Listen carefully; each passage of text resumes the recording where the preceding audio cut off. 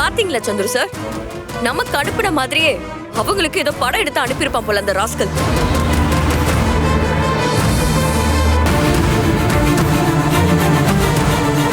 பாரு, நல்லா பாரு, நீ பண்ண வேலை மொத்தமா ரெக்கார்ட் ஆயிருக்கு.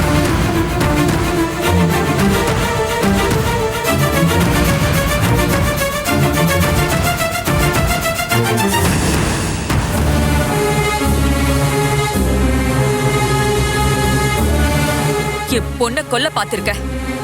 இது எனக்கு விக்ரம் அனுப்பின வீடியோ தான்.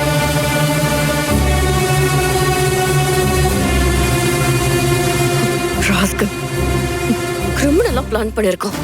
விக்ரம் சொல்லாம இருந்திருந்தா என் பொண்ணோட இந்த நிலைமைக்கு காரணம் யாருன்னே தெரியாம போயிருக்கோம்.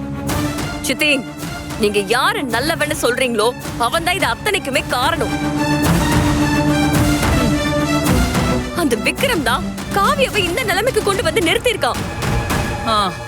அது எப்படி உன்னால மட்டும் புதுசு புதுசா கதையெல்லாம் சொல்ல முடியுது?